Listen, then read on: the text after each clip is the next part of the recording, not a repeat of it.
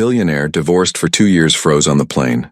When he saw his ex-wife with twin babies, before we begin, drop a comment telling us which city you're watching from. And once the story ends, don't forget to rate it from 0 to 10.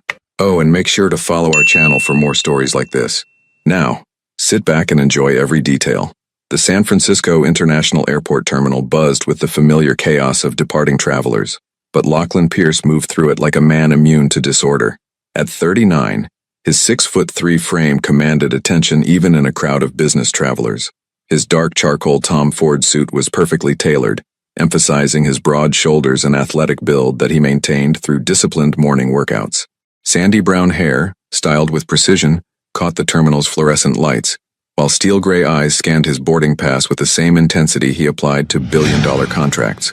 Lachlan's company, Pierce Digital Infrastructure, had revolutionized how data centers operated across 3 continents. He was the kind of man who calculated risk down to the decimal point, who never made decisions based on emotion. Every move in his life was strategic, purposeful, measured. Especially the marriage he had orchestrated 4 years ago. He paused near the floor-to-ceiling windows overlooking the tarmac, his mind drifting to that October afternoon when everything changed. The media had been relentless about his playboy billionaire image, and his board of directors had grown increasingly concerned about public perception affecting their government contracts. The solution had come to him with crystalline clarity during a late-night strategy session: marriage. But not the messy, unpredictable kind that destroyed fortunes and ruined careers. A contract marriage. Clean, professional, beneficial to both parties. The woman he had chosen was sitting 3 desks away from his corner office every day. Alawan Hart, his executive assistant for 2 years. 28 years old, with porcelain skin that seemed to glow against her auburn hair, which she always wore in a sleek, low bun. Her emerald eyes held an intelligence that impressed him, and a sadness she tried to hide behind rimless glasses. She dressed in muted colors: charcoal blazers, navy dresses, cream blouses, always professional, never drawing attention to her naturally graceful figure. Alawan was drowning in student debt from her MBA at Stanford, working 16-hour days to afford her mother's cancer treatments. She was brilliant with logistics, anticipating his needs before he voiced them, managing his impossible schedule with quiet efficiency. But more than that, she was safe. She wouldn't expect romantic gestures or emotional declarations. She understood business. The proposal had been delivered in his office on a rainy Thursday afternoon, presented like any other contract negotiation. "I need a wife for 2 years," he had said, not looking up from his laptop screen. "The board wants stability. The media wants a story. You need financial security." Alawan had frozen in the doorway, a stack of quarterly reports in her hands. "I'm sorry, what?" "A contract marriage. 2 years. You'll receive a signing bonus of $200,000, plus a monthly allowance of $50,000. In exchange, you'll attend social functions, manage my public schedule, and maintain the appearance of a committed relationship. No emotional complications. No expectations beyond what's outlined in the agreement." He had finally looked up then, noting how her grip tightened on the reports, how her breathing became shallow, but her voice remained steady when she spoke. "And after 2 years? Clean divorce. You keep everything you've earned plus a completion bonus of $500,000. You'll have enough to start over anywhere you want." The silence had stretched between them for nearly a minute. Outside, San Francisco's autumn rain drummed against the windows of the 40th floor. "I need time to think," she had whispered. "Of course. Take the weekend." She had returned Monday morning with her answer: yes. Now, standing in the airport terminal, Lachlan's jaw tightened as he remembered how perfectly the arrangement had worked. Too perfectly. The media loved Alawan's grace and intelligence. His board approved of her stabilizing influence. Business partnerships flourished under his new committed family man image. But somewhere between the carefully choreographed public appearances and the private moments when they shared the same penthouse space, the lines had blurred. Not in the contract. That remained crystal clear, but in the silences during their morning coffee routine, in the way she would brush his shoulder when adjusting his tie before important meetings, in the nights when professional distance collapsed entirely, those nights when she would appear in his bedroom doorway, illuminated by the hallway light, her hair loose around her shoulders and uncertainty in her eyes, when their carefully maintained boundaries dissolved in heated whispers and desperate touches, when she would curl against him afterward, her breathing gradually slowing, and he would lie awake studying the curve of her spine, fighting the urge to say words that weren't in their contract. Words like "stay," words like "I love you." But he never said them. Vulnerability was weakness, and weakness was dangerous. So he perfected the art of tenderness without commitment, of passion without promises. And Elowen learned to leave his bed before dawn, maintaining the fiction that nothing had changed between them, except everything had changed. For both of them, the final months of their agreement had grown increasingly strained. Elowen began working later, arriving home after he was already asleep. She stopped lingering in his study when he was reviewing contracts. The easy conversation during their public appearances became forced, mechanical. He told himself it was better this way, cleaner, more professional. But when she had approached him 3 weeks before their contract expired, requesting an immediate divorce and termination of their agreement, the ground had shifted beneath his feet. "I can't do this anymore," she had said, standing in his office with the same quietly desperate composure she'd worn when accepting his proposal. "I'm resigning my position effective immediately. The divorce papers are already prepared. Elowen, we agreed to 2 years. I've fulfilled my obligations. The completion bonus isn't necessary. I need to leave." He had wanted to ask why, wanted to demand an explanation, wanted to confess that the thought of her leaving felt like suffocating. Instead, he had nodded curtly and signed the papers. 3 days later, she was gone. No forwarding address, no contact information. Even her mother had moved, leaving no trace of where Elowen Hart had disappeared to. For 2 years, Lachlan had told himself he was relieved. The arrangement had served its purpose. His reputation was solid, his business stronger than ever. His life returned to its previous order and control. But late at night, in the penthouse that felt too large and too quiet, he knew he was lying to himself. Now boarding first-class passengers for Flight 447 to London Heathrow, the gate agent announced, pulling Lachlan from his memories. He gathered his carry-on bag, expensive leather, monogrammed, containing exactly what he needed for his 5-day business trip to London, and walked toward the gate. This was routine, first-class travel, luxury accommodations, high-stakes negotiations. This was his world, predictable and controlled. He handed his boarding pass to the agent, accepting her professional smile with a nod, and walked down the jet bridge. The plane was spacious, modern, everything designed for his comfort and efficiency. He found his seat, 1A, as always, and settled in, already mentally reviewing his presentation for tomorrow's infrastructure summit. The flight attendant offered champagne, which he declined in favor of sparkling water. He opened his laptop, preparing to use the flight time productively.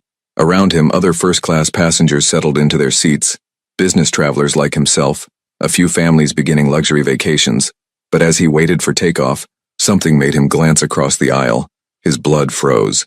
Elowen Hart sat 3 rows ahead, her auburn hair now falling in soft waves to her shoulders, instead of the severe bun he remembered.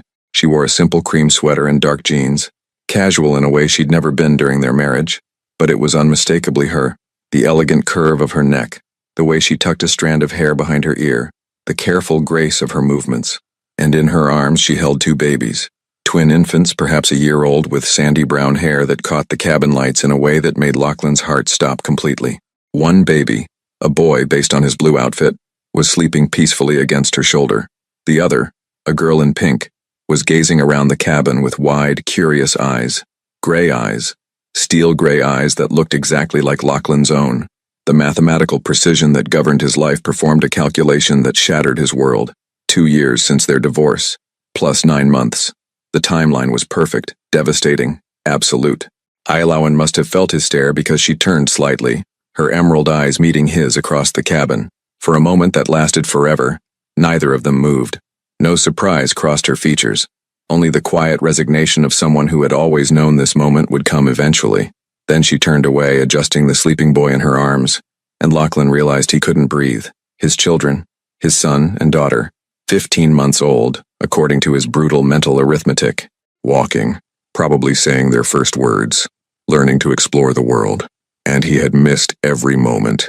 The plane began to taxi toward the runway, but Lachlan couldn't focus on anything except the woman across the aisle who was gently bouncing one baby while the other dozed. Elowen, who had vanished from his life carrying the most precious secret in the world. As the aircraft lifted into the sky above San Francisco, carrying him toward a confrontation he'd never planned for, Lachlan Pierce, the man who calculated every risk, who controlled every variable, finally understood what it meant to have no control at all. What would you do if you discovered that the person you let slip away was carrying the future you didn't even know you wanted? The altitude stabilized at 37,000 feet. But Lachlan's world remained in free fall. He stared at his laptop screen. The same quarterly projection spreadsheet open for 20 minutes without a single number registering.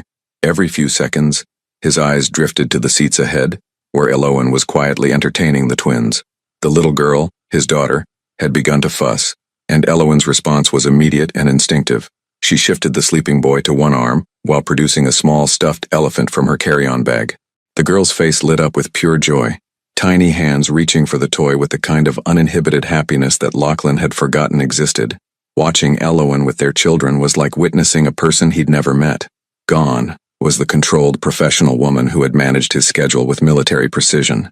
This Elowen moved with maternal grace, her voice soft as she whispered to the babies, her smile genuine in a way it had never been during their marriage. She looked free. The boy stirred, blinking awake with gray eyes that were unmistakably Pierce family genetics. Lachlan's throat constricted as he watched his son, look around with curious intelligence before settling back against his mother's shoulder with complete trust. Their names. He didn't even know their names.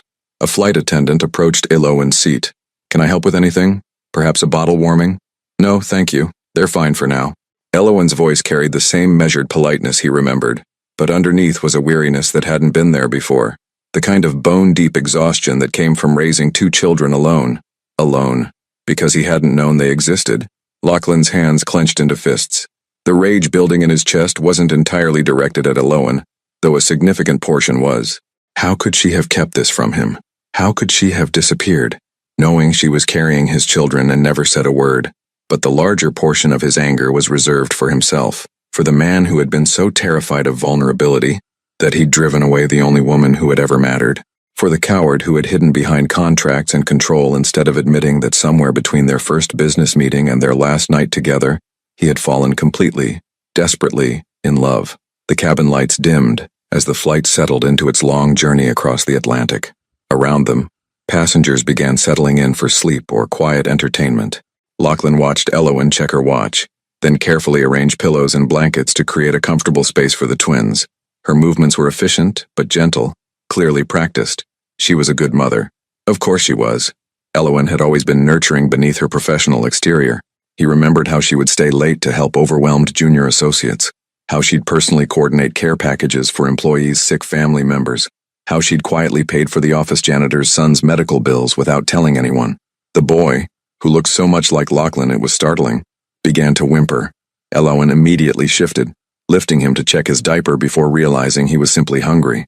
She glanced around the first-class cabin, clearly calculating whether she could nurse discreetly without disturbing other passengers.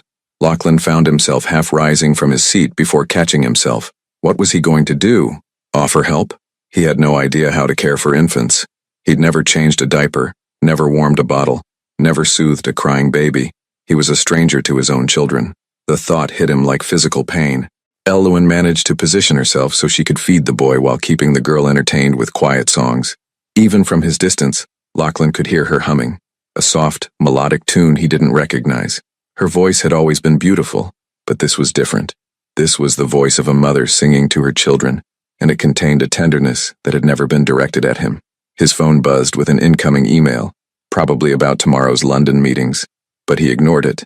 For the first time in his professional life, business seemed completely irrelevant. How could he think about infrastructure deals and profit margins when he'd just discovered he was a father? The financial implications alone were staggering. Child support, education costs, healthcare, housing. Not that money was an issue, but the principle mattered.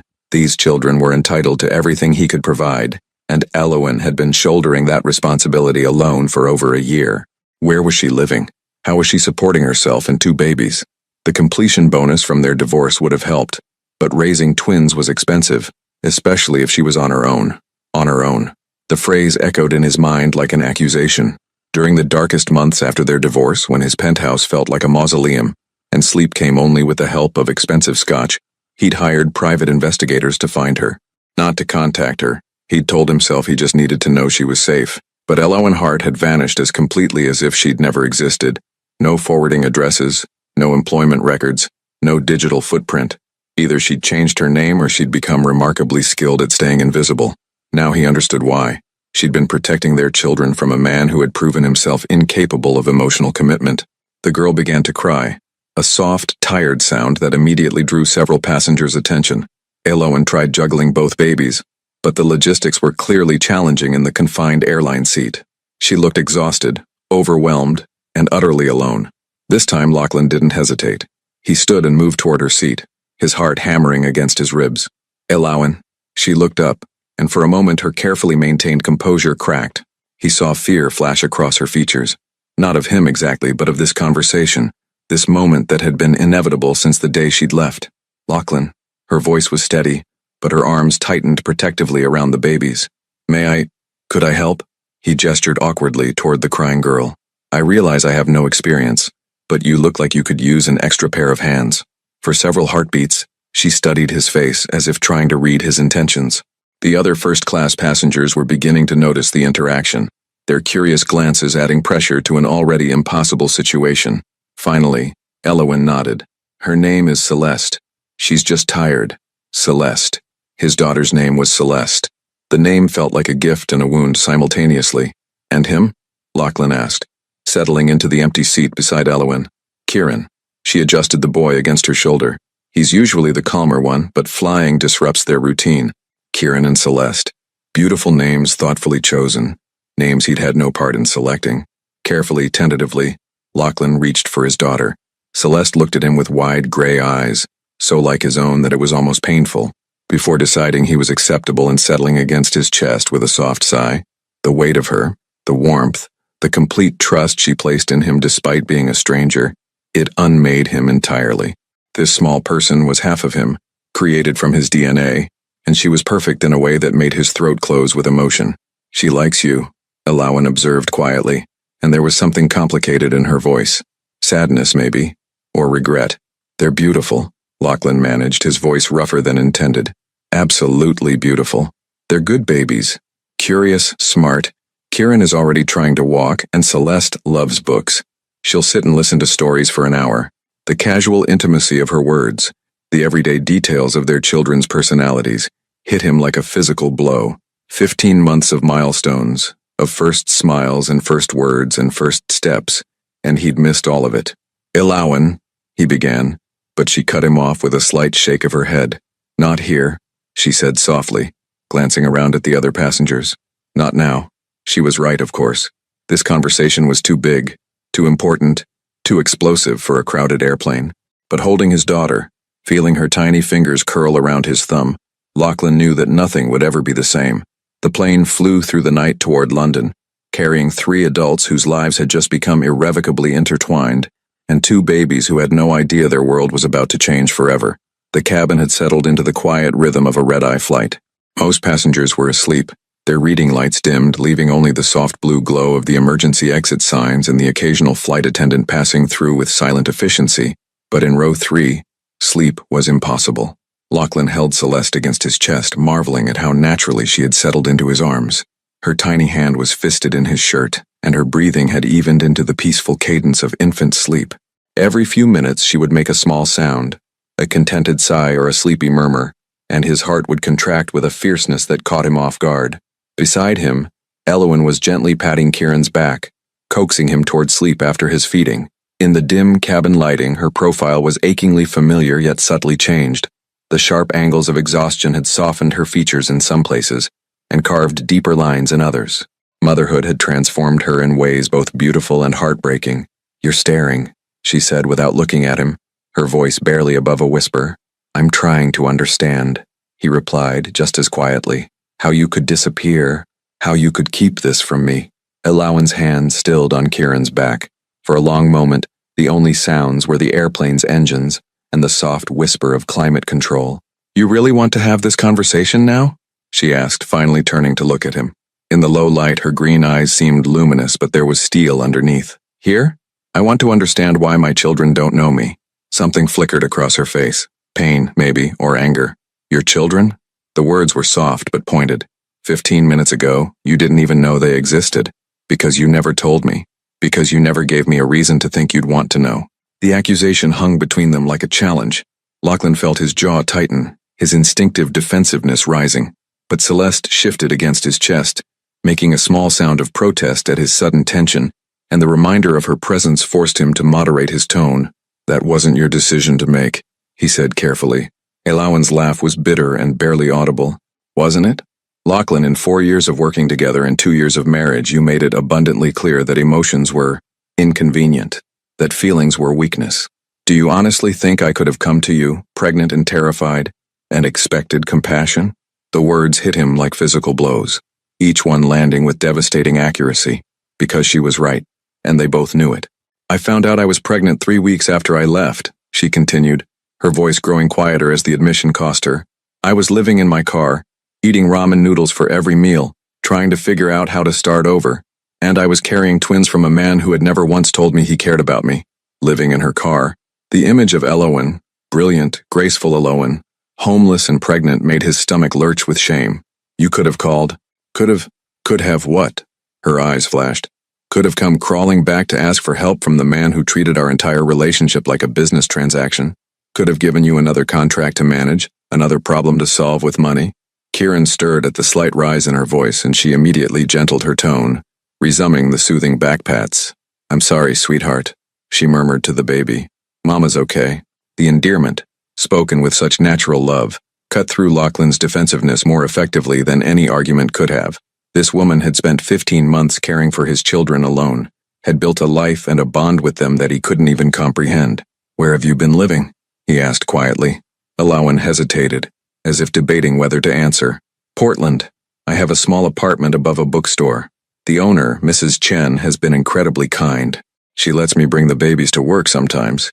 "You're working in a bookstore?" The question came out more incredulous than he'd intended. "Is that beneath me?"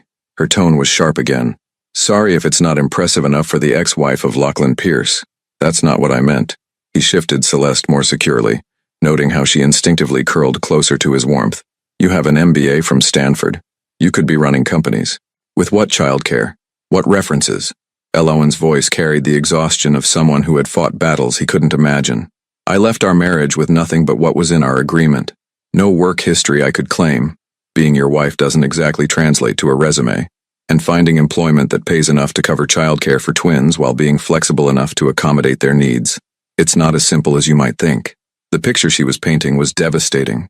While he'd been building his empire larger, expanding to new markets and breaking profit records, the mother of his children had been struggling to afford groceries.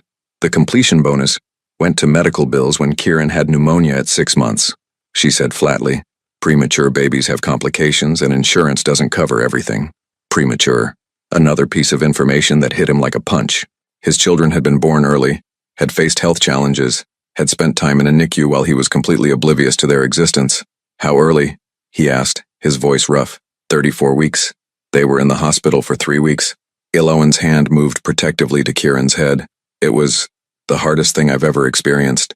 Sitting in that NICU alone, not knowing if they were going to be okay, having no one to call or lean on." The image of her in a hospital, terrified and alone while their premature babies fought for life, nearly undid him. He had to close his eyes against the wave of self-loathing that crashed over him. "Elowen," he whispered, and the name came out like a prayer or an apology. She must have heard something in his voice because her expression softened slightly. "They're fine now, completely healthy. Kieran's actually ahead on most of his milestones, and Celeste is brilliant. She recognizes letters already. Pride.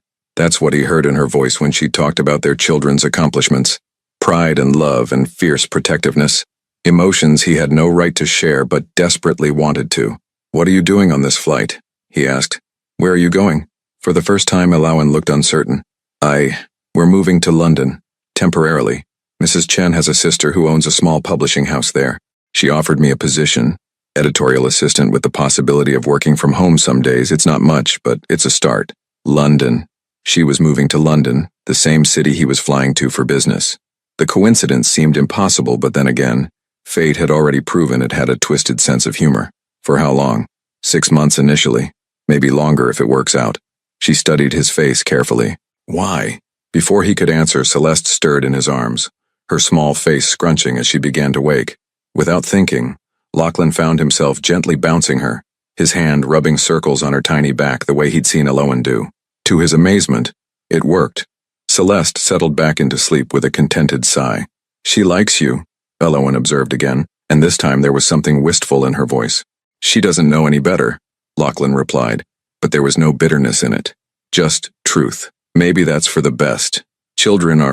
They're quick to love, quick to trust. It's adults who complicate things. The observation hung between them, loaded with meaning. Outside the airplane windows, stars wheeled across the Atlantic darkness, and somewhere below, the ocean carried its secrets toward distant shores. I have meetings in London all week, Lachlan said finally. But after that, I'd like to spend time with them, if you'll let me. Elowen was quiet for so long he thought she might refuse. When she finally spoke, her voice was carefully neutral. They're your children too. I've never wanted to keep them from you, Lachlan. I needed to protect them. And myself. From me? From disappointment. From hoping for something that might never come. The words were honest enough to cut, and accurate enough to leave him speechless. Because what could he promise her? That he'd changed. That he was ready to be the father these children deserved. He didn't even know if that was true. But holding Celeste, watching Kieran sleep peacefully against his mother's shoulder, Lachlan felt something shift inside his chest. Something that felt suspiciously like hope. The plane flew on through the night, carrying a fractured family toward an uncertain future, while questions multiplied in the darkness like stars. Heathrow Airport materialized through the morning fog like a promise and a threat. After 8 hours in the air, the cabin stirred with the restless energy of approaching arrival. Passengers stretched, gathered belongings, and prepared for the chaos of customs and baggage claim. But Lachlan felt suspended in time, reluctant to break the fragile bubble of intimacy that had formed around his makeshift family. Celeste had spent the last 2 hours of the flight alternating between his arms and Elowen's, as if testing this new person who had appeared in her small world. Each time she settled against his chest, each time her tiny fingers explored the texture of his shirt or the curve of his watch, Lachlan felt another piece of his carefully constructed defenses crumble. Kieran had been more cautious, content to observe this stranger from the safety of his mother's embrace. But when Lachlan had made faces during a particularly fussy moment, the baby had rewarded him with a gummy smile that nearly stopped his heart. "Ladies and gentlemen, we're beginning our descent into London Heathrow," the captain announced. "Local time is 7:45 a.m., with partly cloudy skies and a temperature of 12 degrees Celsius. Elowen began the practiced routine of securing the babies for landing, checking car seats, organizing diaper bags, ensuring bottles were accessible. Her movements were efficient but tinged with exhaustion that seemed bone-deep. Lachlan watched her work, noting details he'd never paid attention to during their marriage. The way she unconsciously hummed when concentrating, how she double-checked everything twice, the gentle firmness with which she handled the twins. "Do you need help with anything?" he asked as she struggled to manage both car seats while keeping the babies calm. "I've got it," she replied automatically, then caught herself. "Actually, could you hold Kieran while I get Celeste settled?" It was a small request, but it felt monumental. Lachlan accepted his son with hands that trembled slightly, still amazed by how natural it felt despite his complete lack of experience. Kieran studied his face with solemn gray eyes as if trying to solve a puzzle. "He's trying to figure you out," Elowen observed, securing Celeste's car seat with practiced efficiency. "He's the cautious one. Celeste trusts everyone immediately, but Kieran takes his time." "Smart boy," Lachlan murmured, and was rewarded with another tentative smile from his son. The plane touched down with barely a bump, and soon they were taxiing toward the gate. Around them, the first-class cabin filled with the sounds of phones powering on, conversations resuming, and the general bustle of arrival. But their small row remained cocooned in uncertain quiet. "What happens now?" Lachlan asked as the plane came to a stop. Elowen didn't meet his eyes. "We go through customs. I take the babies to our hotel to rest while I figure out the tube system. Tomorrow I start looking for permanent housing." "Your hotel?" "Nothing fancy. Just a small place in Bloomsbury that takes families." The thought of her navigating London alone with 2 babies, staying in some budget hotel, made his jaw clench. "That's not necessary. Lachlan, I own a flat in Knightsbridge, 3 bedrooms, fully furnished. You and the children should stay there." Elowen's eyes flashed. "I'm not accepting charity." "It's not charity. It's—" He struggled for words that wouldn't sound possessive or controlling. "It's practical, safe. And it would let me spend time with Kieran and Celeste while you get settled." "While you get settled too, you mean?" "Yes," he admitted. "While I figure out how to be their father." The honesty seemed to surprise her. She studied his face for a long moment, clearly weighing options and risks. Around them, passengers were beginning to deplane, but their row remained frozen in negotiation. "1 week," she said finally, "while I find something permanent." And I pay rent. Elowen, rent, or I find my own place today. He nodded, recognizing the steel in her voice that meant further argument was futile. Fine. Rent. They gathered their belongings and joined the slow procession off the plane. In the jet bridge, with Celeste sleeping in her carrier and Kieran alert in his car seat, they looked like any other family arriving for a London vacation. The illusion was almost painful in its normalcy. Customs proved surprisingly smooth. Lachlan's diplomatic passport expedited the process, and Elowen's documentation was thorough and organized. Within an hour, they were standing in the arrivals hall, surrounded by the multilingual chaos of one of the world's busiest airports. My driver should be here, Lachlan said, scanning the crowd of uniformed chauffeurs holding signs. Driver? Elowen raised an eyebrow. Of course you have a driver. His name is James. He's been with me for 3 years whenever I'm in London. Very discreet, excellent with unusual situations. Before she could ask what that meant, a tall, silver-haired man in an impeccable Navy uniform approached them. James had the bearing of former military and eyes that missed nothing, but his expression remained perfectly neutral as he took in the scene. Mr. Pierce, he said with a slight bow. Welcome back to London. James, I'd like you to meet Elowen Hart and... Lachlan hesitated, realizing he'd never introduced his children to anyone before. My son and daughter, Kieran and Celeste. If James was surprised by this development, he showed no sign of it. A pleasure, Ms. Hart, and might I say the little ones are absolutely beautiful. Elowen smiled, the first genuine smile Lachlan had seen from her since the airport. Thank you, and please call me Elowen. Of course. Now, shall we collect your luggage? I've brought the larger vehicle, anticipating you might have additional requirements. James's efficiency was remarkable. Within minutes, he'd secured their bags, installed the car seats with expert precision, and was guiding them through London traffic with the smooth competence that had made him invaluable to Lachlan's London operations.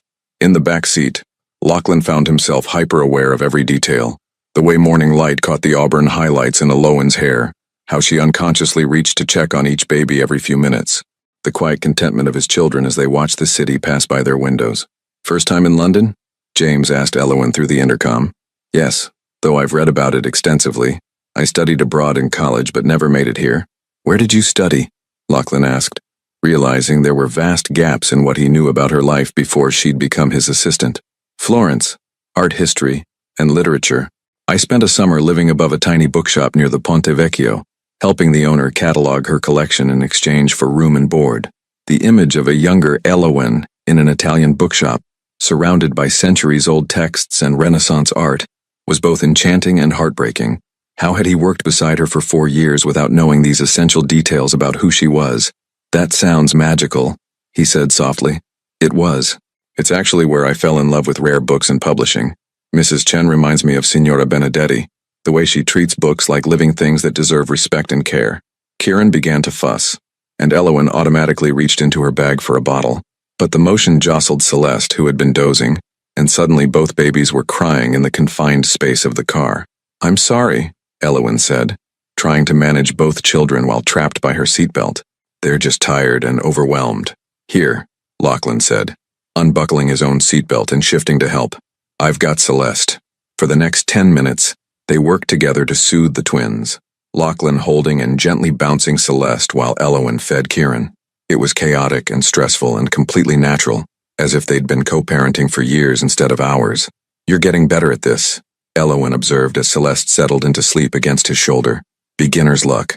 No, she said thoughtfully. I think you're more instinctive than you realize.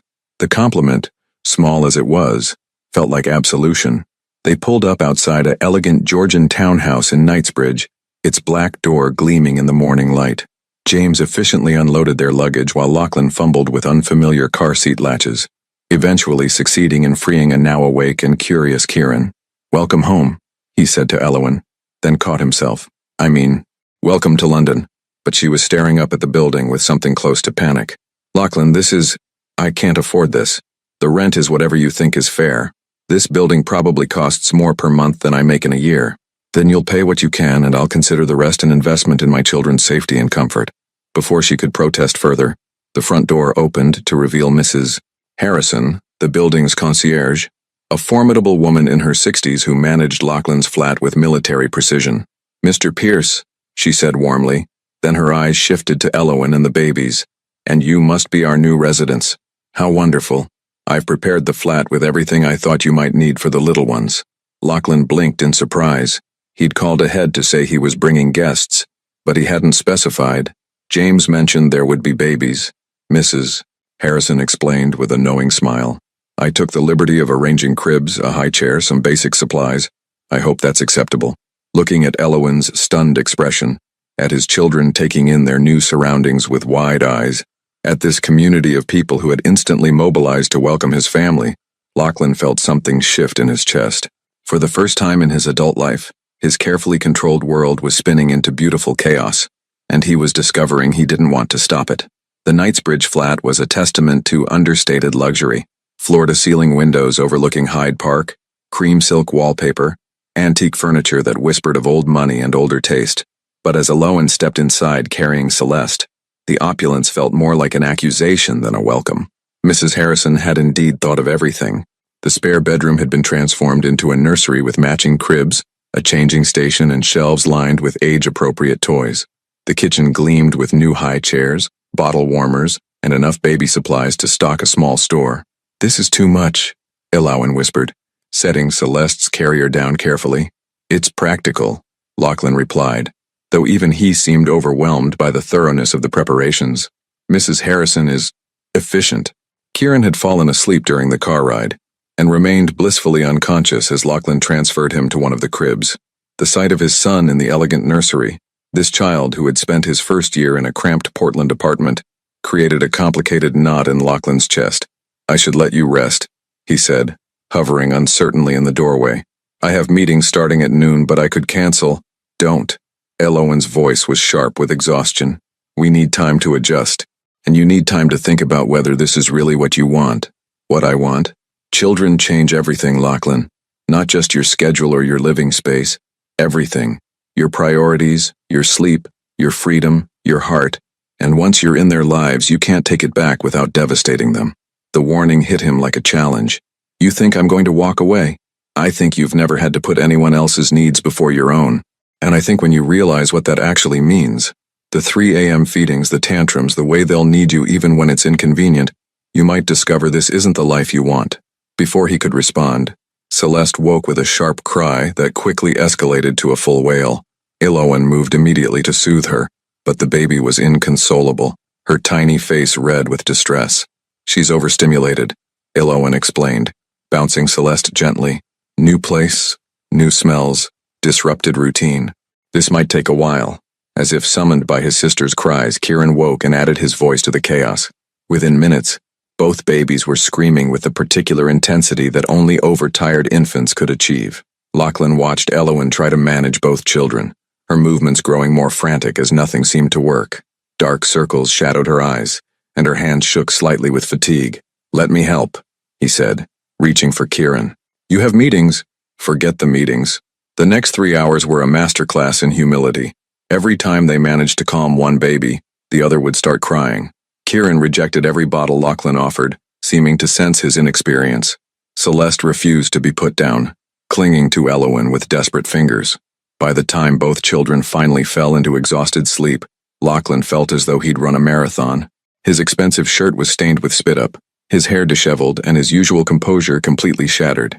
Elowen collapsed onto the sofa, her head falling back against the cushions. Welcome to parenting, she said with dark humor. This was actually a good day. You should see them when they're teething. Lachlan sank down beside her, careful to maintain distance but close enough to study her profile. How do you do this alone? You adapt. You learn to function on 2 hours of sleep. You discover reserves of patience you didn't know existed. She turned to look at him.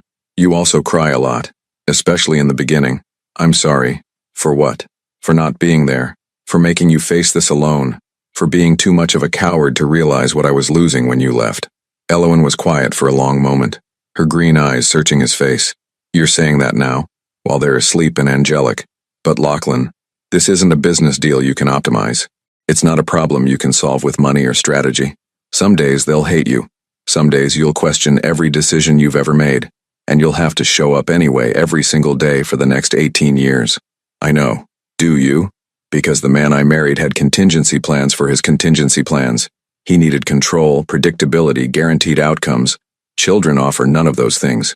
Her words stung because they were accurate. But holding his children, watching them trust him despite being strangers, had awakened something in him that felt bigger than fear. Maybe I need to learn to live without control, he said quietly. Maybe you do. His phone buzzed insistently. His assistant, probably wondering where he was for the infrastructure summit. The meeting that had brought him to London now seemed absurdly irrelevant. Answer it, Elowen said, noting his glance at the phone. It's not important. Your entire empire is built on meetings like this being important. My empire can wait. Something shifted in her expression. Surprise, maybe, or the beginning of hope. But before she could respond, a sharp knock at the door interrupted them. Lachlan frowned, checking his watch. Mrs. Harrison wouldn't disturb them without calling first, and he wasn't expecting anyone. The knock came again, more insistent. Lachlan moved to answer it, but froze when he heard a familiar voice calling through the door. Lachlan, I know you're in there. We need to talk. Elowen sat up straighter. Who is that? Lachlan's jaw clenched. Victoria Ashworth, my former business partner. Former. We ended our partnership 6 months ago. She also. He hesitated, the admission awkward. We had a brief relationship after you left. It didn't end well. The knocking became pounding, accompanied by Victoria's voice rising with frustration. Lachlan Pierce, open this door right now or I'm calling the tabloids about your mysterious family. Elowen went pale. She knows about the children? I don't know how she could. Lachlan. Victoria's voice carried the edge of hysteria. I saw the photos from Heathrow. You and some woman with babies. After everything you put me through, after you told me you were incapable of commitment, you have children. The babies stirred at the shouting, Kieran beginning to whimper. Elowen immediately moved to comfort him, but her eyes were wide with panic. Make her leave, she whispered urgently. Lachlan moved toward the door, his mind racing. Victoria Ashworth was brilliant, vindictive, and well-connected. If she'd seen them at the airport, if she had photographs. Victoria, he called through the door, keeping his voice level. This isn't a good time. Oh, I bet it isn't. You lying, manipulative bastard. Do you have any idea what I went through when you dropped me? The humiliation? And now I find out you've been playing happy families while I... Her voice broke, and Lachlan realized with sinking dread that Victoria wasn't just angry, she was unhinged. Behind him, both babies were now crying, triggered by the shouting and the tension in the room. Elowen looked trapped, overwhelmed, like she wanted to grab her children and run. I should go, she said, bouncing Kieran frantically. Take the babies somewhere safe while you handle this. No. The word came out fiercer than he'd intended. You're not running because of her. Lachlan, if this woman has connections to the media, if she can hurt the children, she won't hurt anyone. He moved toward the door with grim determination. I'll handle Victoria. But as he reached for the handle, Victoria's voice rang out with vicious clarity. I hope they're worth it, Lachlan, because by tomorrow morning, the whole world is going to know that the great Lachlan Pierce has been hiding his secret family. The threat hung in the air like poison, and Lachlan realized their fragile peace had just shattered completely. Lachlan opened the door just wide enough to step into the hallway, pulling it shut behind him to shield his family from what was about to unfold. Victoria Ashworth stood before him like a vision from his worst nightmares. Impeccably dressed in a charcoal Armani suit, her platinum blonde hair swept into a perfect chignon, but her usually composed features twisted with rage and something darker. She was beautiful in the way that expensive things were beautiful, flawless, polished, and utterly cold. Utterly. At 35, Victoria had built her own tech empire through a combination of brilliant strategy and ruthless ambition. She was also the only woman who had ever made Lachlan feel like he was the one being hunted rather than the hunter. Victoria. His voice carried all the authority of a man accustomed to controlling boardrooms and billion-dollar deals. How did you find me? Really? Her laugh was sharp as broken glass. You think you can just disappear with your secret family and I wouldn't notice? I have contacts at every major airport in Europe, Lachlan. Did you honestly think you could waltz through Heathrow with a woman and 2 babies without someone recognizing you? Behind the door he could hear the muffled sounds of crying babies and Elowen's gentle voice trying to soothe them. The contrast between that domestic warmth and Victoria's frigid fury was stark enough to make his chest ache. What do you want? He asked, though he suspected he already knew. Victoria stepped closer and he caught the familiar scent of her perfume, Chanel No. 5, expensive and suffocating. What do I want? I want an explanation. I want to know why you told me you were constitutionally incapable of love, why you said commitment was a weakness you couldn't afford, when apparently you've been playing daddy all along. It's not what you think, isn't it? She pulled out her phone, swiping through photos with vicious satisfaction. Because these pictures tell quite a story. You, looking absolutely besotted with some auburn-haired woman. You, holding a baby like you've done it 1,000 times before. You, playing the devoted family man you swore you'd never be. The photos were damning in their intimacy. Shots of him carrying Celeste through the airport. Of his hand protectively on Elowen's back as they navigated customs. Of his face transformed by an expression Victoria had never seen in all their months together. Tenderness. Where did you get these? Does it matter? What matters is that I trusted you. I believed you when you said you weren't capable of more than what we had. I accepted your limitations, your boundaries, your cold little arrangement because I thought that was just who you were. Her voice cracked slightly. But it wasn't, was it? You were perfectly capable of love. You just weren't capable of loving me. The accusation hit closer to home than he cared to admit. His relationship with Victoria had been convenient, mutually beneficial, and ultimately hollow. She'd been brilliant and beautiful and everything that should have been perfect for a man like him. But she'd never been Elowen. Victoria, what we had was what? A mistake? A placeholder? God, I feel like such a fool. She laughed bitterly. Do you know what I've been through these past 6 months? The humiliation of being dropped by the great Lachlan Pierce? The whispers in boardrooms about what I must have done wrong to lose you? I never meant for you to be humiliated. No, you just meant for me to be convenient. Available when you needed a +1. Absent when you didn't want complications. Just like you did with her, I'm guessing. Victoria's eyes glittered with malicious intelligence. Because that's your pattern, isn't it? Keep women at arm's length, use them for what you need, then discard them when they become inconvenient. You don't know anything about Elowen. Elowen. Victoria repeated the name like it tasted bitter. Pretty name. Very ethereal. And those babies. They're yours, aren't they? I can see it in your face, in the way you held them. When did this happen? Was she pregnant when you were still with me? No. The word came out sharp as a blade. Elowen and I. It's complicated. Oh, I'm sure it is, but here's what's not complicated. Those photos. The story they tell. And the fact that by morning, every tabloid in London is going to have them. Lachlan felt ice settle in his veins. You wouldn't. Wouldn't I? Victoria's smile was predatory. You have no idea what I'm capable of when I've been betrayed, Lachlan. You think you know me because we shared a bed for 6 months? You don't know me at all. The door behind him opened slightly, and Elowen appeared in the gap, Kieran in her arms and exhaustion written across her features. Lachlan, I'm sorry to interrupt, but Celeste won't stop crying and I think she's running a fever. Victoria's eyes zeroed in on Elowen with laser focus, taking in every detail. The natural beauty that needed no enhancement, the maternal grace, the way she looked at Lachlan with a combination of trust and wariness that spoke of complicated history. So you're the famous Elowen, Victoria said with false sweetness. The woman who managed to accomplish what no one else could, turning the ice-cold Lachlan Pierce into a devoted father. Elowen's arm tightened protectively around Kieran. I'm sorry. I don't believe we've been introduced. Victoria Ashworth, Lachlan's former business partner. The pause was deliberate and loaded with implication.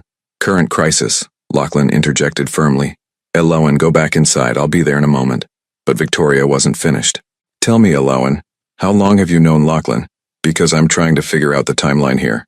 When exactly did he become this wonderful family man you seem to think he is? Victoria, enough. Lachlan's voice carried a warning that would have silenced most people. Victoria ignored him completely. Because the man I knew was incapable of genuine emotion.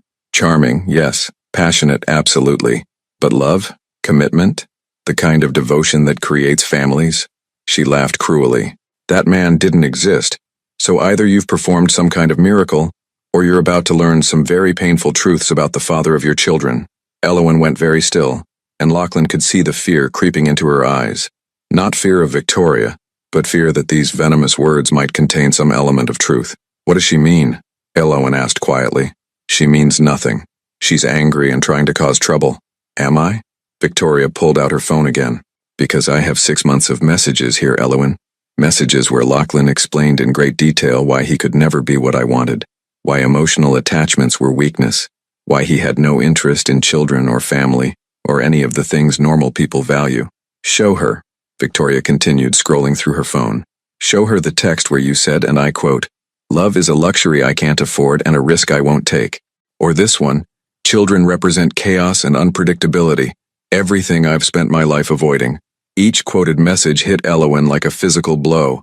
Lachlan watched the color drain from her face, watched her hold Kieran closer, as if shielding him from the poison Victoria was spilling. Those messages were what? Lies? Jokes? Victoria's voice rose. Because they seemed pretty sincere when you were explaining why you were ending our relationship, when you were telling me that I was asking for something you were constitutionally incapable of giving. Kieran began to cry, sensing his mother's distress, and from inside the flat came the sound of Celeste's escalating wails. Ilawan looked overwhelmed, trapped between the chaos inside and the venom outside. I have to go, she whispered, backing toward the door. The babies need— Of course, Victoria said with false sympathy. Run along and take care of your children. But Ilawan, you might want to ask yourself what changed Lachlan's mind about family, because in my experience men like him don't change. They just get better at pretending. The door closed behind Ilawan with a soft click that sounded like judgment. Lachlan was left alone in the hallway with Victoria and the wreckage of words that couldn't be taken back. Satisfied? He asked, his voice deadly quiet. Not even close. Victoria's smile was sharp as winter. I want you to suffer the way I did. I want you to lose everything that matters to you the way you took everything that mattered to me. I never promised you anything. No, but you promised her something, didn't you? Otherwise, why would she be here? Why would she trust you with those babies? Victoria leaned closer, her voice dropping to a whisper. What happens when she realizes that the devoted father act is just that, an act? What happens when you revert to type and destroy another woman who was foolish enough to believe in you? You don't know what you're talking about, don't I? Because from where I'm standing, it looks like you're about to break that poor woman's heart all over again. And when you do, I'll be there to document every moment of it. Victoria turned toward the elevator, pausing to deliver her final blow. Oh, and Lachlan, those photos will be in tomorrow's papers whether you cooperate or not. But if you want to control the narrative, if you want to protect your little family from the worst of it, you'll call me, because I'm the only one who can make this story go away. The elevator doors closed on her satisfied smile, leaving Lachlan alone in the hallway with the taste of ash in his mouth and the sound of his children crying through the door. Everything Victoria had said was true. He had written those messages, had meant them when he sent them. The man who had told Victoria Ashworth that love was weakness was the same man now standing outside a flat where his family waited, broken and afraid. And for the first time since he'd seen Ilawan on that airplane, Lachlan wondered if she might be better off without him after all. Lachlan stood outside the door for a full minute, listening to the chaos within and trying to find the courage to face what he'd destroyed. The crying had intensified, both babies now wailing in the particular way that signaled complete overwhelm. Through the door, he could hear Ilawan's voice, strained and desperate as she tried to soothe them. When he finally entered, the scene that greeted him was heartbreaking. Ilawan sat on the floor of the living room, Kieran in her arms while Celeste lay on a blanket beside her, both children red-faced and inconsolable. Ilawan herself looked close to tears, her hair disheveled and her hands shaking slightly as she rocked back and forth. They can sense it, she said without looking up at him. Children always know when something's wrong. They feel our stress, our fear, she swallowed hard, our doubts. Lachlan knelt beside them, reaching for Celeste. His daughter turned toward him instinctively, her cries softening slightly at his touch, but her little body remained tense with anxiety. Ilawan, what Victoria said, was it true? Her voice was steady, but when she finally looked at him, her green eyes held a pain that cut him to the bone. Those messages she quoted, did you really say those things? The silence stretched between them, broken only by the baby's gradually quieting sobs. Lachlan could lie, could claim Victoria had fabricated everything, but he'd already caused enough damage with dishonesty. Yes, he said quietly. I said those things. Ilawan closed her eyes as if absorbing a physical blow. When? 6 months ago. When I ended things with her. 6 months after I left you? Yes. Kieran had stopped crying and was now watching his parents with solemn gray eyes, as if he understood the gravity of the conversation happening around him. Celeste had settled against Lachlan's chest, her tiny fist gripping his shirt with surprising strength. So you moved on that quickly? Ilawan said, her voice carefully neutral. Found someone new, had a relationship with her. It wasn't like that. What was it like then? Lachlan struggled to find words that wouldn't sound like excuses. Victoria and I were business partners. The relationship was convenient, mutually beneficial. She understood that it wasn't emotional. Until she wanted more. Until she wanted more, he confirmed. And that's when you told her that love was weakness, that children were chaos you'd spent your life avoiding. Ilawan's voice grew quieter with each word. Did you mean it? I thought I did. You thought you did. She repeated the words as if testing their weight. And now? Now that you've discovered you have children, that you've been forced into this situation, what do you think now? The question hung between them like a challenge. Around them, the elegant flat seemed to mock the simple honesty of the moment. All this luxury couldn't buy him the right words to repair what had been broken. I think, Lachlan said carefully, that I was scared. I think I built my entire identity around control and success because those were the only things that felt safe. And I think when you left, when I realized what I'd lost, I became even more committed to that lie because the alternative was admitting I'd destroyed the best thing in my life. Elowen shifted Kieran to her other arm, the movement causing him to fuss slightly. But you didn't come after me. No, you didn't try to find me. I did. The admission surprised them both. I hired investigators. For 3 months I had teams looking for you. But you'd vanished completely. So you gave up. So I told myself it was for the best. That you were better off without me. That I'd only hurt you more if I tried to drag you back into my life. And then you found Victoria. The name fell between them like a stone into still water, creating ripples of pain and regret. Lachlan watched Elowen's face carefully, noting the way her jaw tightened, the way she unconsciously pulled Kieran closer. Victoria was a mistake, he said finally, a way of proving to myself that what we had was replaceable, that I could function without needing anyone. Did it work? For a while. He paused, watching Celeste's peaceful face as she dozed against his chest. Until it became clear that she wanted something real, and I realized I couldn't give her what I'd already given to someone else. Elowen's eyes snapped to his. What do you mean? I mean that every night I spent with Victoria, I was thinking about you. Every conversation, every touch, every moment, I was comparing it to what we'd had and finding it wanting. She deserved better than that. You both did. So you ended it. I ended it. Badly. Cruelly. I told her all those things about love and children and emotional attachment because I was trying to convince myself as much as her. I was trying to build walls high enough that no one could get through them again. Kieran had fallen asleep in Elowen's arms, his tiny face peaceful despite the turmoil surrounding him. She looked down at their son with an expression of infinite tenderness before speaking. Do you know what the worst part was? She asked quietly. When I found out I was pregnant, the first thing I felt wasn't fear or panic, it was joy. Pure, overwhelming joy because I was carrying your children, because some part of you would always be with me. Her words hit him like physical blows. And then reality set in, she continued. The reality of raising 2 babies alone. The reality of explaining to them someday why their father wasn't part of their lives. The reality of knowing that the man I'd fallen in love with had never really existed. Elowen. Had he, Lachlan?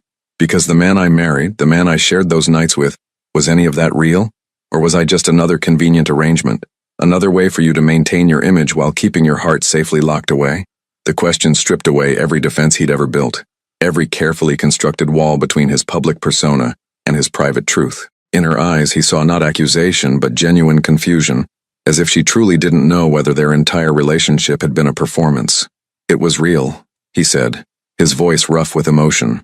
God, Elowen, it was the most real thing in my life. Those nights, those moments when you would look at me like I was worth something, that was the only time I ever felt like myself. Not the CEO, not the billionaire, not the man everyone expected me to be. Just me. Then why did you let me go? Because I was terrified. The admission cost him everything. Because loving you meant risking everything I'd built, everything I thought I was. And I was too much of a coward to take that risk. Elowen was quiet for a long time, rocking Kieran gently while she processed his words. When she finally spoke, her voice was barely above a whisper. I used to lie awake in that hospital when the babies were in the NICU, imagining what would happen if you walked through those doors. Would you take one look at these tiny, fragile little people and decide they were too much trouble? Would you offer me money to make the problem go away? Or would you— She paused, swallowing hard. Would you fall in love with them the way I had? What do you think now? I think you love them, she said simply. I can see it in the way you hold Celeste and the way you panic when Kieran cries. But Lachlan, loving them isn't enough. Children need consistency, stability, commitment. They need someone who won't disappear when things get difficult. I won't disappear. How can I believe that? How can I trust that this version of you, the devoted father, the man who wants to be part of their lives, isn't just another performance? Another role you're playing until it becomes inconvenient. Before he could answer, his phone buzzed with an incoming call. The name on the screen made his blood freeze. Thomas Blackwell, the most ruthless tabloid editor in London, and a man who had made millions destroying reputations. Elowen saw his expression change. "What is it?" "The story's already starting," he said grimly, declining the call. Victoria wasn't bluffing. As if summoned by his words, his phone began buzzing incessantly. Calls from reporters, texts from his assistant, emails from his publicity team. Within hours, maybe minutes, their private crisis would become public entertainment.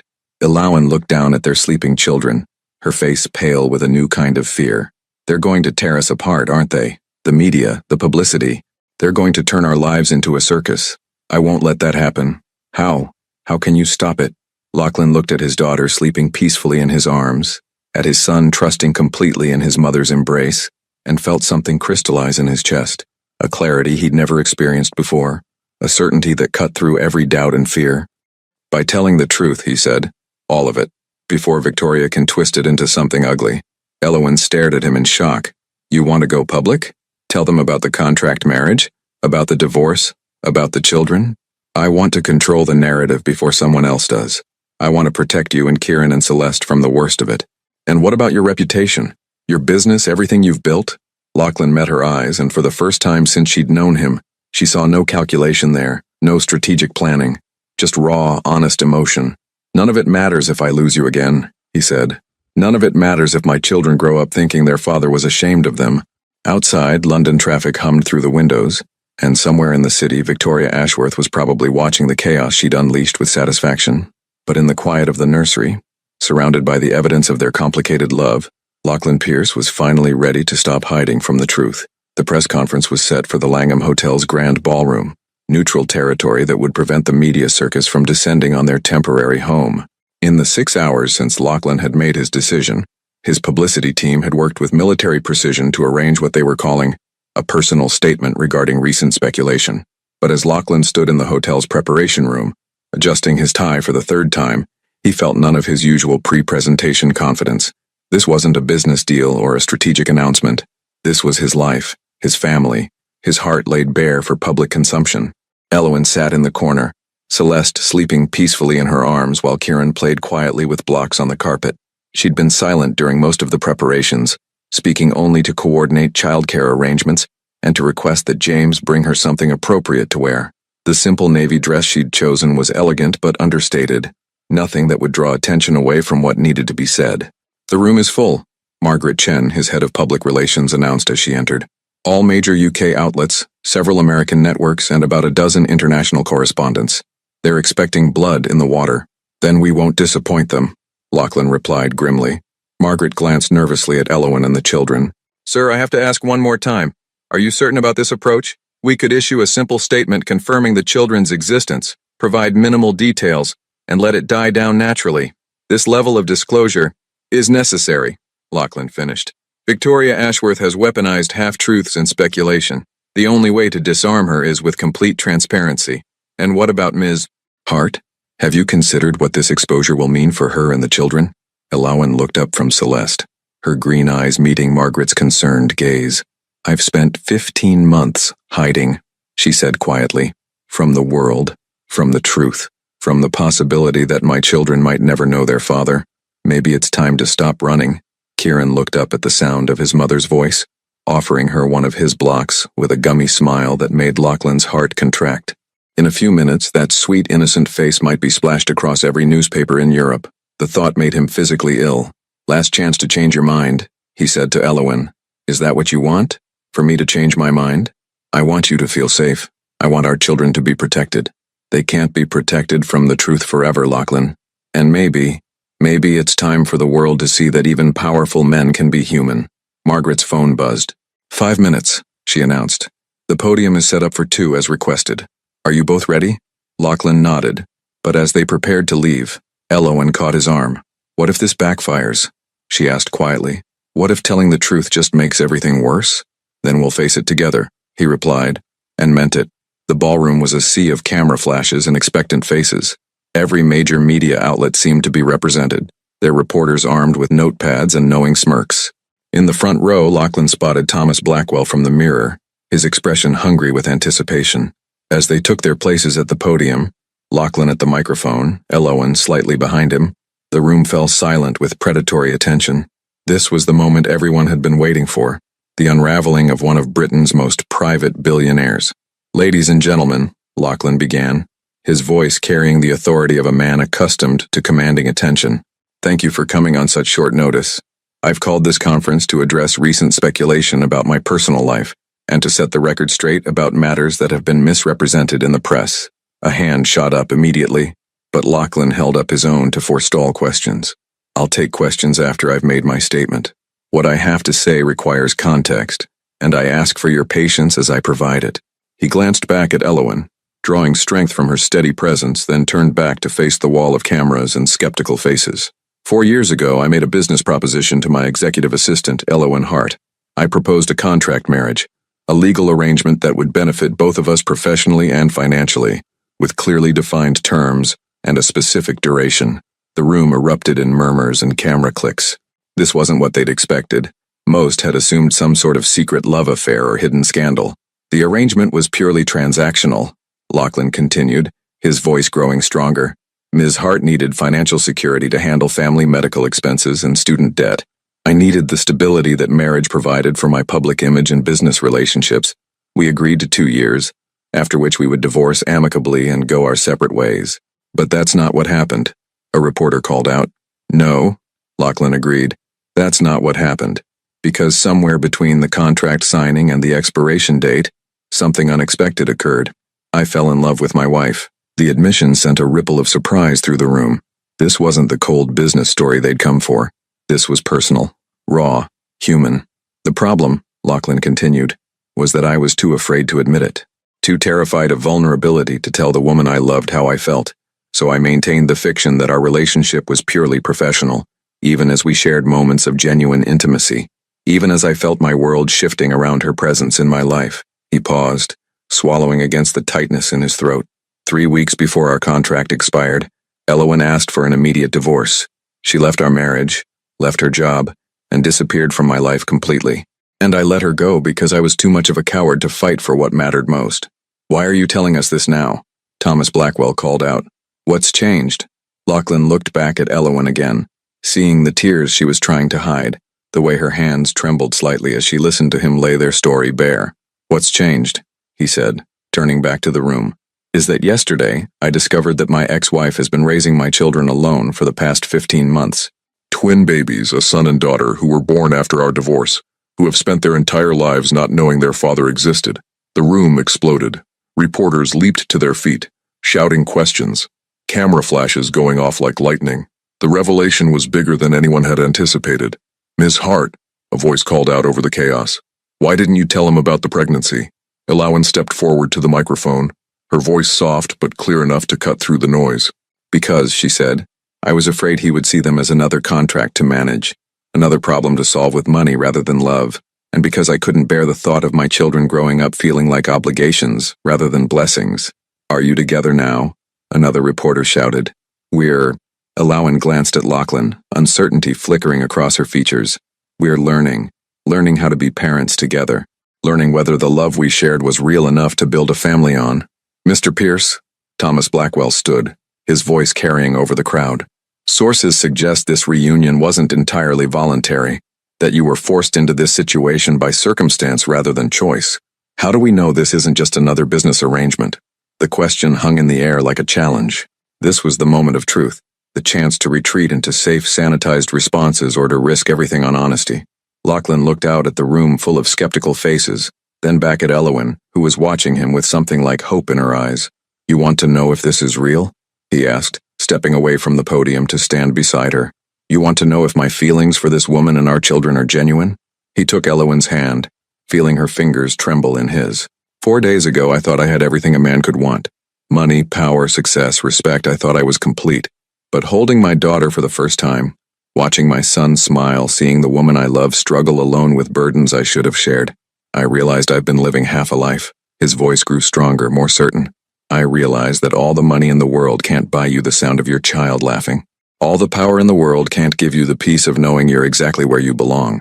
And all the success in the world means nothing if you're too afraid to admit that you need someone more than they need you. He turned to face Elowen fully, no longer caring about the cameras or the reporters or the story this would become. I love you, he said, loud enough for everyone to hear but speaking only to her. I loved you when we were married. I loved you when you left. And I love you now. I love our children with a fierceness that terrifies me. And if you'll let me, I want to spend the rest of my life proving that this time, I'm brave enough to choose love over fear. The room had gone completely silent. Even the cameras had stopped clicking. In that moment, there was only Lachlan and Elowen and the truth hanging between them like a bridge across an impossible chasm. Tears were streaming down her face now, and her hand tightened in his. "You terrible, wonderful man," she whispered, just loud enough for the microphones to catch. "You couldn't have said that privately." "I've spent too much of our relationship hiding in private," he replied. "I wanted the whole world to know that Elowen Hart and our children are the most important thing in my life." The room erupted again, but neither of them was paying attention anymore. Because in the middle of a media circus surrounded by strangers and cameras and the weight of public scrutiny, they had finally found their way back to each other. And this time, Lachlan wasn't going to let fear make him lose her again. The aftermath of the press conference hit like a tsunami. Within hours, their story dominated every news cycle from London to New York. Pierce's family was trending globally, with reactions ranging from romantic admiration to cynical skepticism. But in the quiet sanctuary of the Knightsbridge flat, none of the outside noise mattered as much as the conversation that still needed to happen. Elowen sat on the nursery floor, watching Kieran and Celeste play with the expensive toys Mrs. Harrison had provided. Both children seemed blissfully unaware that their faces were now splashed across newspapers worldwide, their innocent smiles captured by telephoto lenses as they'd been carried from the hotel. "Do you regret it?" Lachlan asked from the doorway, his voice carefully neutral. She looked up at him, this man who had just upended his entire carefully constructed life for her and their children. He'd changed out of his press conference suit into jeans and a simple gray sweater, but he still carried the tension of someone waiting for judgment. "Which part?" she asked. "The press conference? The truth? Or falling in love with you in the first place?" "Any of it. All of it."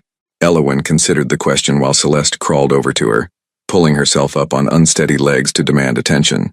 Their daughter had been particularly clingy since the chaos began, as if sensing the emotional upheaval around her. "I regret that it took this long," she said finally. "I regret that we wasted 2 years being afraid of what we felt. I regret that our children's first public appearance was at a press conference, instead of at a park or a playground like normal families. But I don't regret the truth, and I don't regret loving you, even when it nearly destroyed me."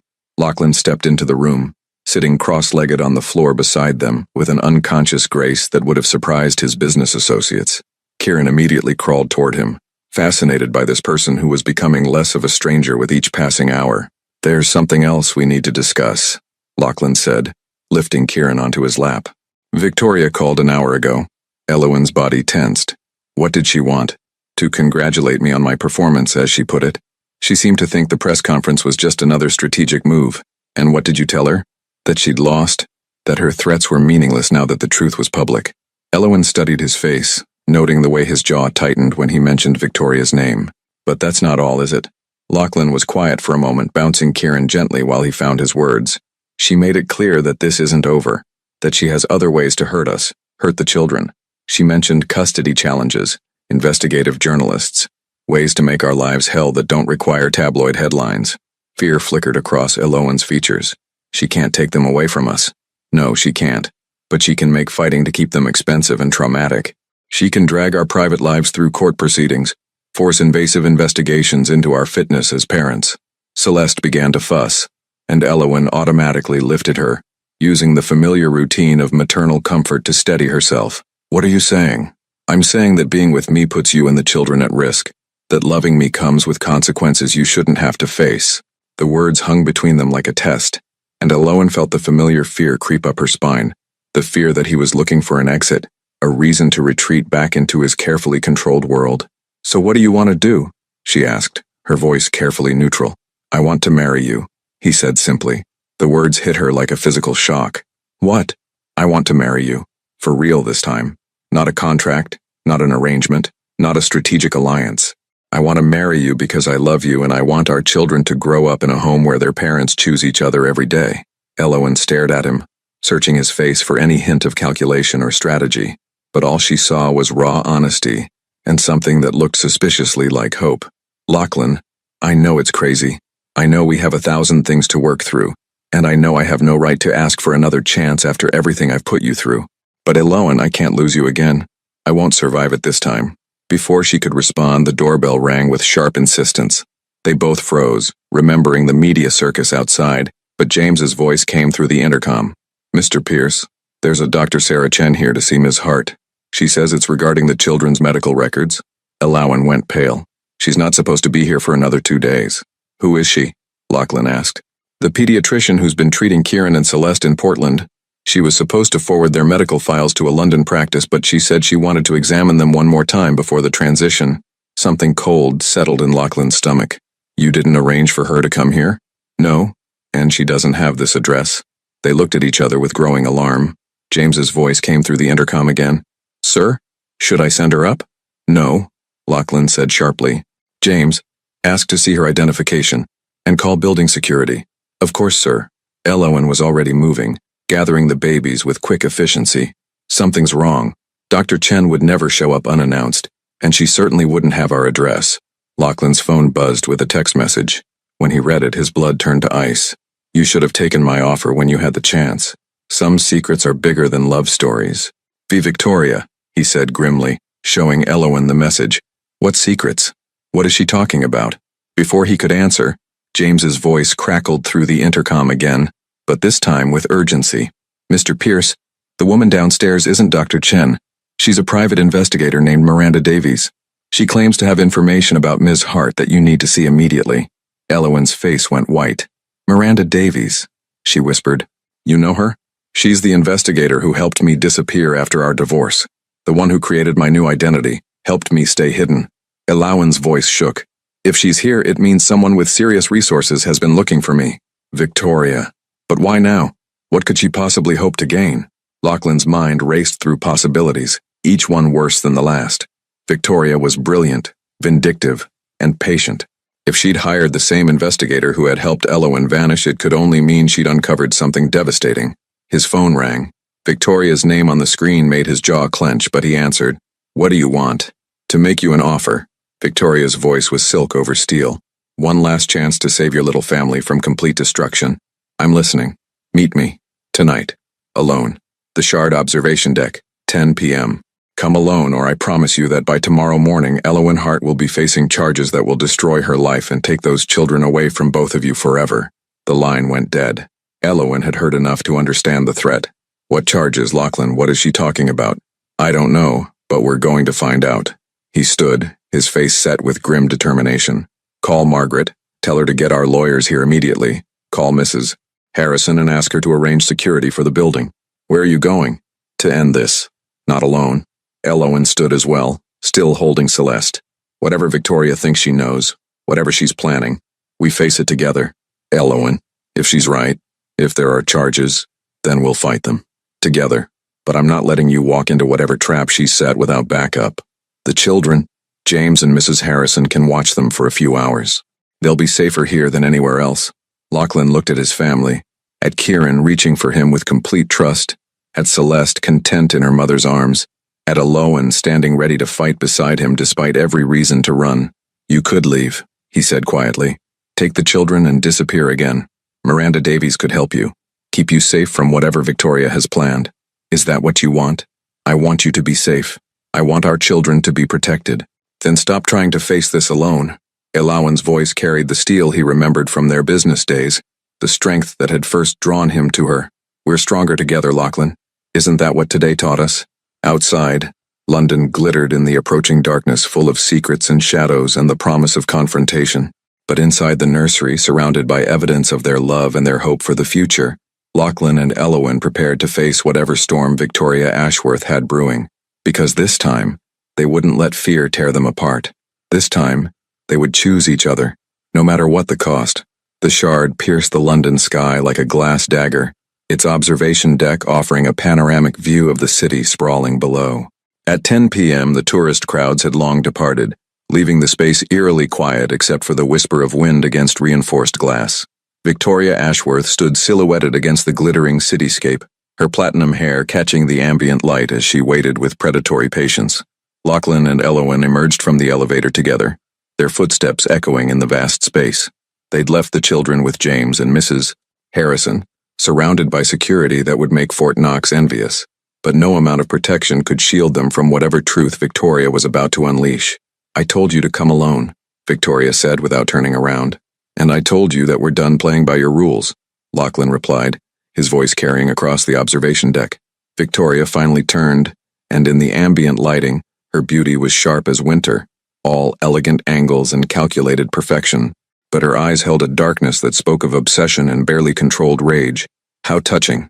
The devoted couple, ready to face anything together. Her smile was razor sharp. "I wonder if that unity will survive what I'm about to tell you." "Just say what you came to say," Elowen said, her voice steady despite the fear Lachlan could feel radiating from her. "Oh, I will. But first, let me set the stage." Victoria moved to one of the floor-to-ceiling windows, gesturing at the city below. "Do you see that building there? The one with the red lights? That's the Children's Protection Service's headquarters. They work very closely with international law enforcement when cases involve child endangerment." Lachlan's jaw clenched. "If you've contacted social services with false allegations..." "False?" Victoria's laugh was like breaking glass. "Oh, Lachlan, you still don't understand. The allegations aren't false. They're just complicated." She pulled out a tablet, swiping to reveal documents that made Elowen's face go ashen with recognition. "Tell me, Elowen, do you remember Dr. Marcus Whitfield?" The name hit Elowen like a physical blow.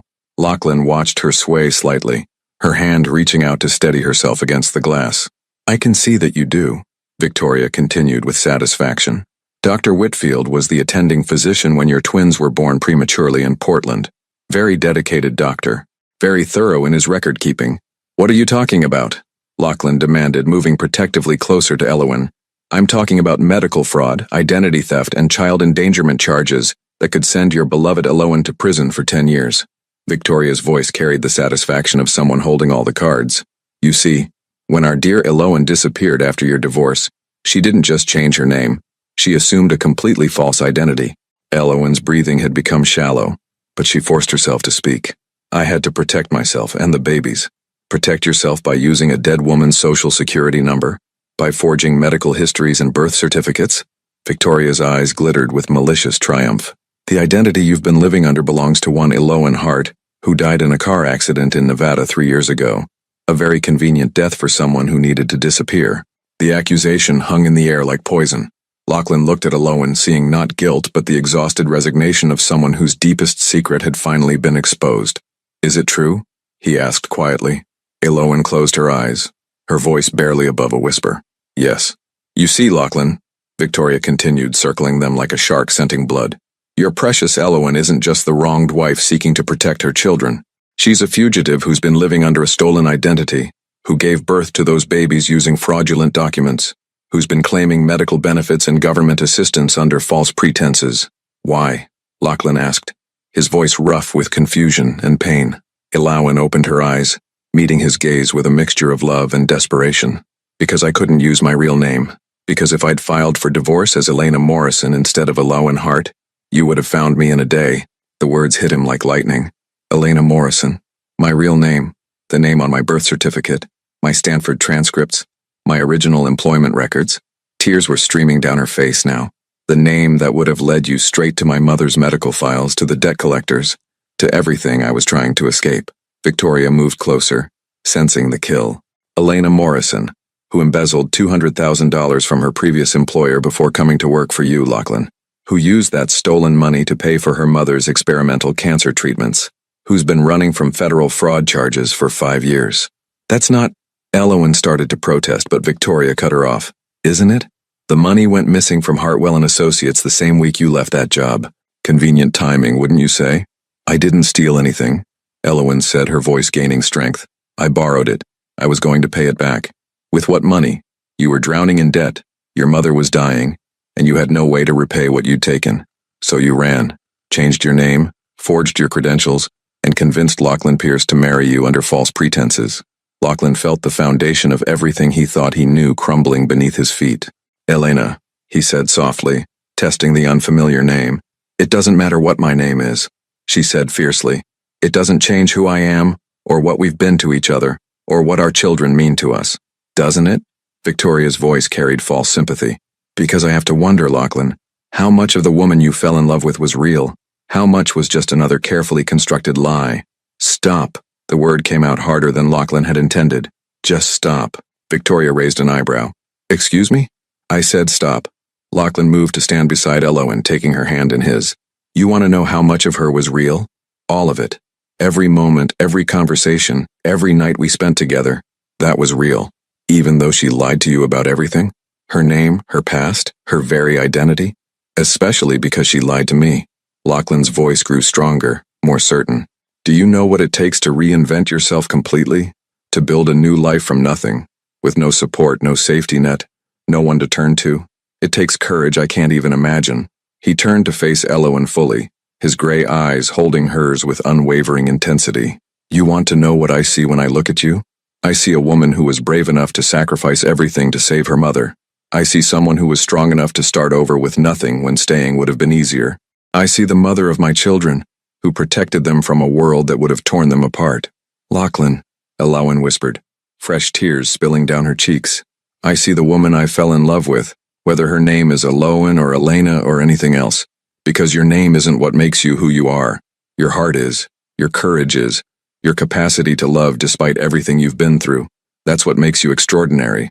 Victoria's composure cracked slightly. How touching. But love doesn't erase criminal charges, Lachlan. Love doesn't make fraud disappear. No, Lachlan agreed, but money does. Influence does. And I have both. He pulled out his phone, dialing a number Victoria recognized with growing alarm. Michael, it's Lachlan Pierce. I need you to wire transfer $500,000 to Hartwell and Associates immediately. Yes, tonight. With a letter stating that the funds represent repayment plus interest for a loan made to Elena Morrison 5 years ago.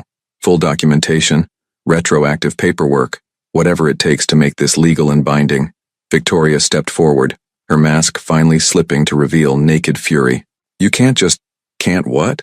Pay back money that should have been repaid years ago? Hire the best lawyers in London to ensure my wife's safety? Use every resource at my disposal to protect my family? Lachlan's smile was sharp as a blade. Watch me. He ended the call and immediately dialed another number.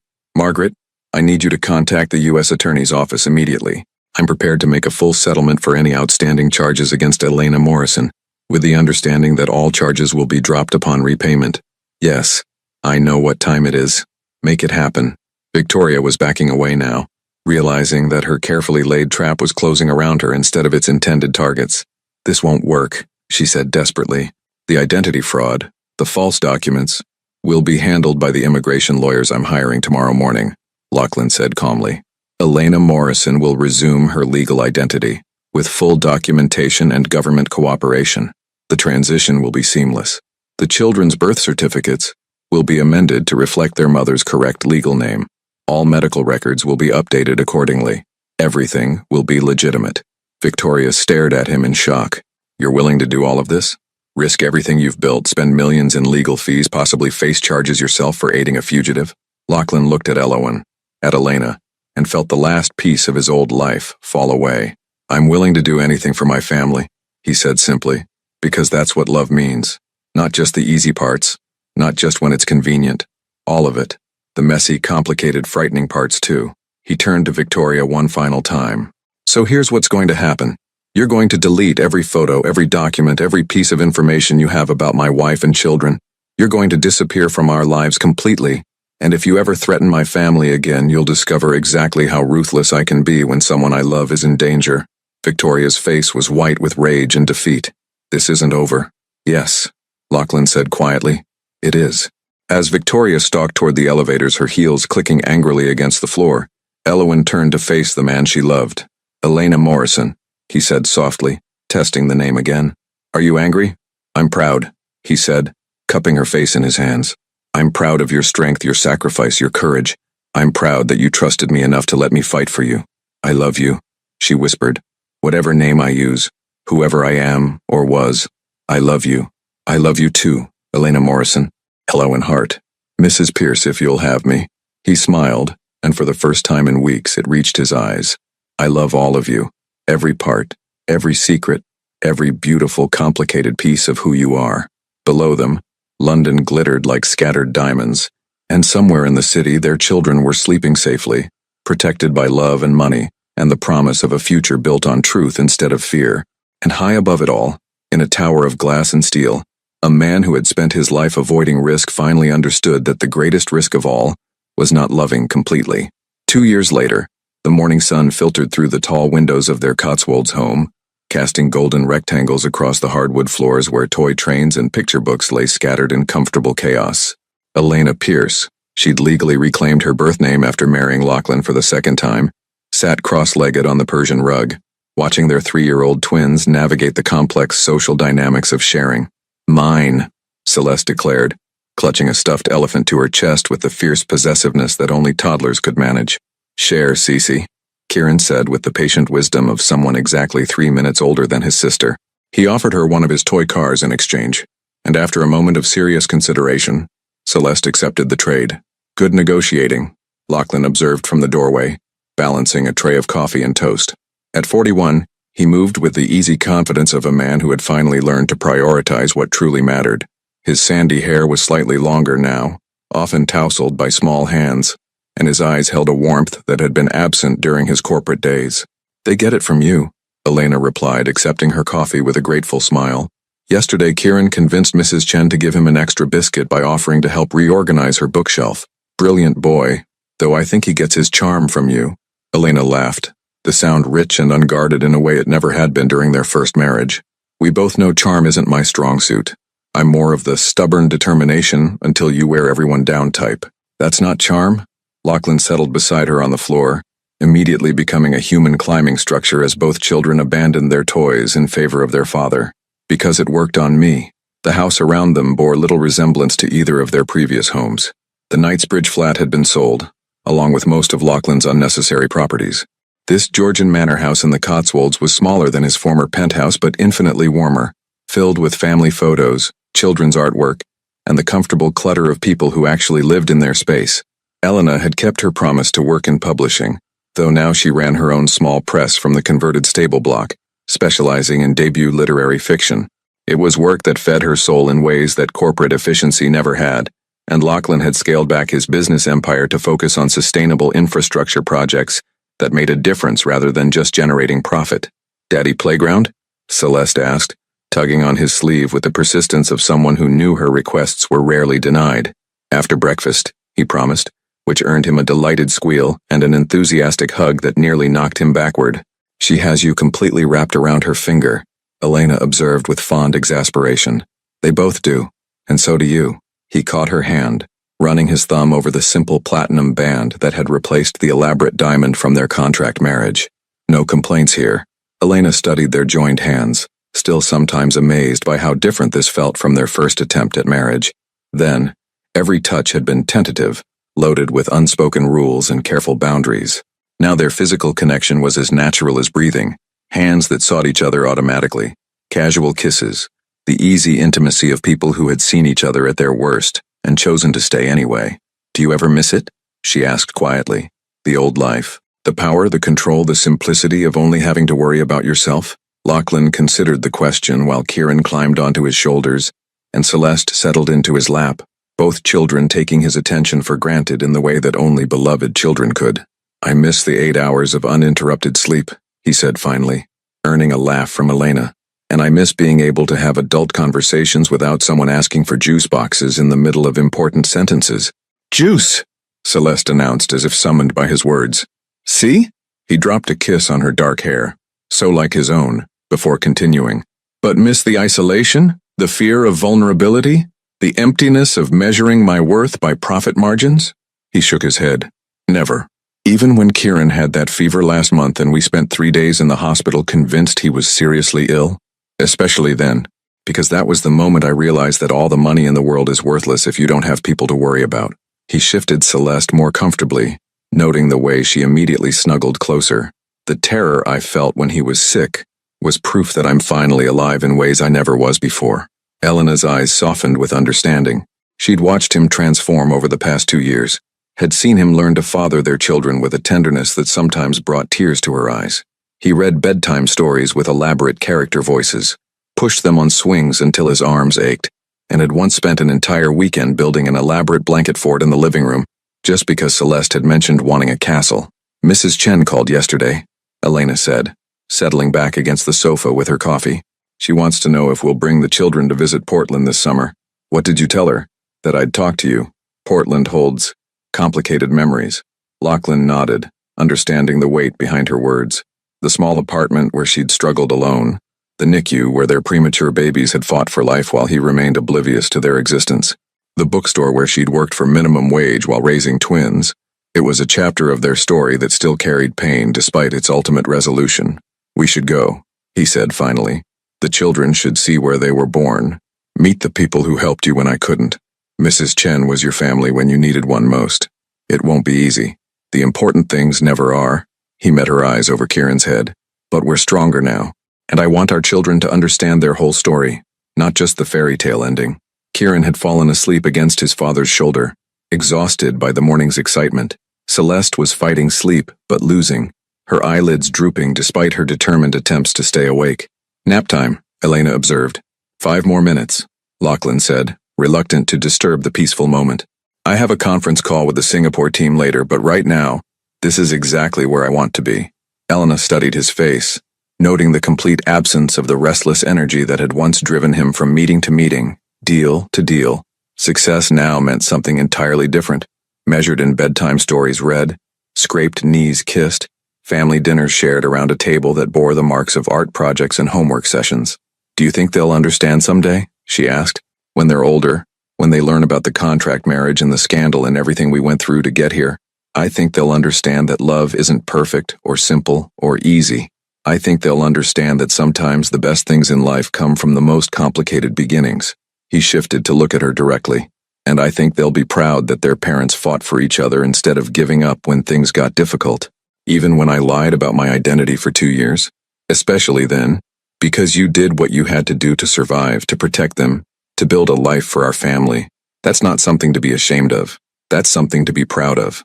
The legal resolution of Elena's past had taken 18 months and more money than most people saw in a lifetime. But it was finally, completely behind them.